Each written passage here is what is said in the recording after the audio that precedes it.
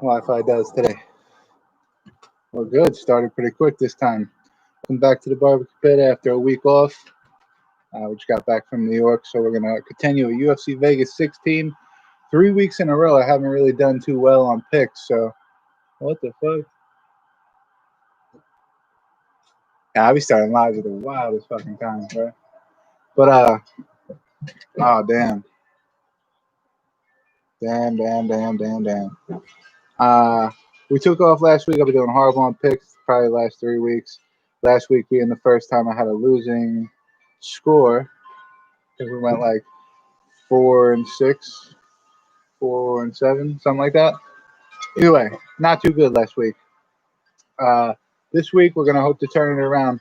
Movsar Evlov starting off the main card against Nate Landwehr. Windy as fuck too. I hope that's not here. I think it was good. Anthony Pettis versus Alex Moreno just announced for December 19th. I think that's a little bit of a mismatch. But either way, Movsar Evlov, Nate Landwehr. Evlov 13-0, 3-0 in the UFC with decision wins over Sing Woo Chao or Choi and Enrique Barzola, and then and also Mike Grundy. He's a master of sports in Greco-Roman wrestling, and he also fought in M1 prior to coming to the UFC, as well as Nate Landwehr. They never matched up against each other in M1, but they will do so here in the UFC. Landwehr 14-3, 1-1 in the UFC. He's got knocked out by Herbert Burns in his UFC debut.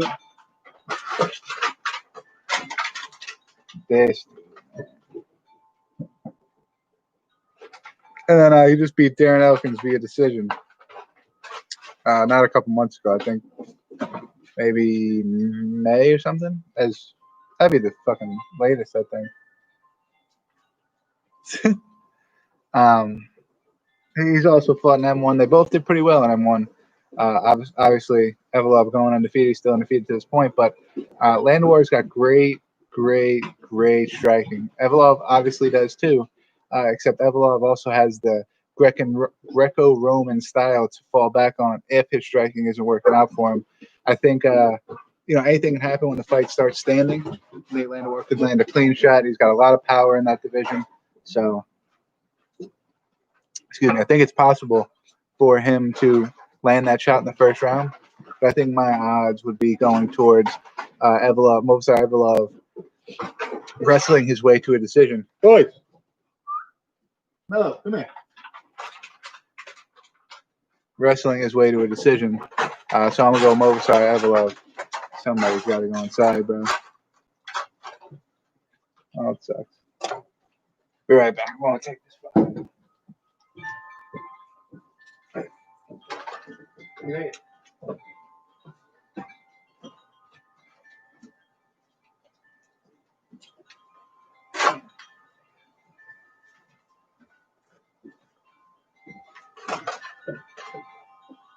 That's you watching? How'd you know about him? Heard him?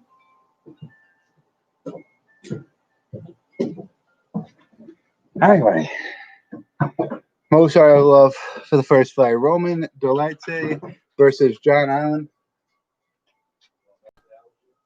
Yeah. John Allen making his return after his last fight was turned to a no contest after he tested positive in USADA. Obviously, not too long of a suspension. His last fight being in 2019. He's 13-5-1. That overturned win was against Mike Rodriguez, a decision win. And that was in July. Oh, and that was also his UFC debut. So it's actually kind of crazy that they gave him a second shot here. There's a slight size advantage over Dolidze. 19 out of 13 of his wins via TKO, 3 by submission, 4 out of 5 of his losses via decision. Via submission, which I believe kind of points out a weakness in his game, especially Dolidze, who is 7-0 and has 3 TKO wins to his 4 submission wins. So over 50% of his wins coming by submission. He's got a great grappling background. He's been doing great in the UFC. No issues with Dolidze. I think Allen always has that striking chance, and I think in those higher weight classes, it's a little bit harder to force your way into winning a submission. It's the little guys you're rolling around, you flip into a certain position, and they're really quick. And when you get to these bigger grapplers, most of them do well grappling because of their strength, which you know the other guy's just as big as you, so takedowns aren't really what the latte is going to be looking for. He's going to be looking to strike with him, get into the clinch, try to press him against the clinch, maybe try a takedown against the cage, maybe try back trips, things like that. But a lot harder for those upper weight guys. And I think John Allen has a good shot of TKOing him in the first round. He's a plus 155 underdog. So if there's any bettors out there, no, get your come here. I think John Allen is a good choice at a plus 155 to make you a little bit of money. It's a very good shot he wins this fight. Delate is undefeated, but he has 12 less fights than John Allen does in his career. So experience to Allen, of course, young undefeated fighter being Delate. I got John Allen in that fight, TKO first round. Montana De La Rosa will be taking on Tyler Santos. Tyler Santos, by the way, was built like how I don't want to say it, but when Dana said that about Cyborg, that she was built like Vanderlei in a dress, this chick is jacked. Taylor Santos, especially for that lower, not even 145 weight class in the women. I think this is a flyweight or I think I got to pull it up right here. I was going to reach for my phone, but flyweight, yeah, so 125, and this chick is jacked. Montana De La Rosa is a brown belt in jiu-jitsu. 11-6 is her record. 8 out of 11 her wins via submission. 4 out of 6 of her losses are via decision, which is tough to think that Santos is going to let her go to a decision no matter what. She's 4-2 in the UFC, with her only losses being decisions to Vivian Ijoro in her last fight and Andrea Lee. She has wins over Rachel Ostovich by submission, Nadia Kassim via submission, and Mara Romero Barella via decision. Santos is 16-1, 1-1 in the UFC since winning her contract on the Contender Series in 2018. She has a split decision loss to Mara Romero Barella, who Montana De La Rosa found a way to win against, and a unanimous decision win over Molly McCann, who is an extremely good wrestler. So it kind of contradicts what you think is going to happen to this fight a little bit. So De La Rosa obviously going to be looking to take it to the ground. She's a great submission fighter. Majority of her wins coming via submission. She fights mainly on the ground. Santos, way bigger, way stronger, probably going to have a lot more power in her strikes. De La Rosa is going to be trying to get to the ground very quickly. So Santos has to keep the fight standing and being able to outstrike her on the feet, which is exactly what she did to Molly McCann. Molly McCann, a little bit different situation than Montana De La Rosa, because Molly McCann is a great wrestler, whereas De La Rosa is a great jiu-jitsu fighter. So jiu-jitsu fighter does good on the ground no matter where you're at. So, wrestlers only do good on the ground when they're on top. When they're on the bottom, wrestlers never wrestled with their back on the mat. Yes. No. Why? Okay, I'll get more. Ask me after this. All right. Yes. What's up, Dalton? Say what up. What's good? Who you pick? Huh? Who do you pick for the main event? What?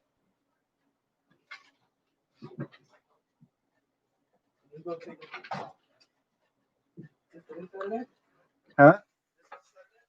Yeah. It's on here?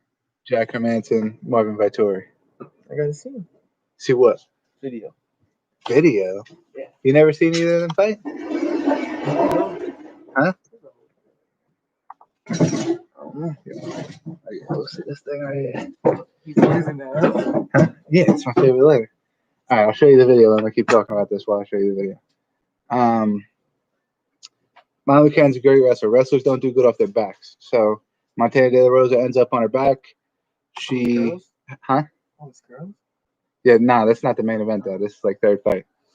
She ends up on her back. She still has a great shot of winning, whereas that wasn't the same for Molly McCann. I just do highlights. So I got Montana De La Rosa in that fight. OSP, Jamal Hill. I hope the sound doesn't come up, but fuck it if it does. Yeah, beast. Last fight he won by heel hook. OSP 25-14, 20 out of 25 of his wins via finish, 12 knockouts, 8 submissions, 1-1 in 2020 with a split decision loss to Ben Rothwell and a knockout over Alonzo Menefield in his last fight. He's got 4. He's got the most Von Flute chokes in the history of the UFC with 4, and I think 2 out of 3 or all 3 of his submission losses were by choke, rear naked choke or guillotine choke. So it's obvious that he's good offensively with the chokes, but not defensively. Same as a wrestler would be off their back. Way more experience than Jamal Hill, only 8 fights, to whereas OSP has 39 pro fights. Jamal Hill coming up minus 165 favorites, a little bit weird, simply because of how much younger he is than OSP, how much little experience he has, especially on the ground. He's a good striker. He's 2-0 in the UFC since he won his contract 2019 off the Contender Series. He's got a decision over Darko Stosic and a TK over Gleason Abreu. Neither one of those two impressive when it comes to – you got this guy? Yeah. Neither one of those two impressive when it comes to OSP level of fights. Who's the other guy? Marvin. He's just a wrestler. You're not going to like his highlights, brother. He's got some power, though. I'm not going to lie. He's a little raw. Yeah. But he's mostly a wrestler. They don't have an exact same tattoo.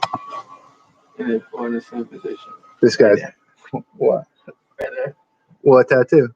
Just just like some tribal shit? No, they always just have something on their pec down to their mid bicep.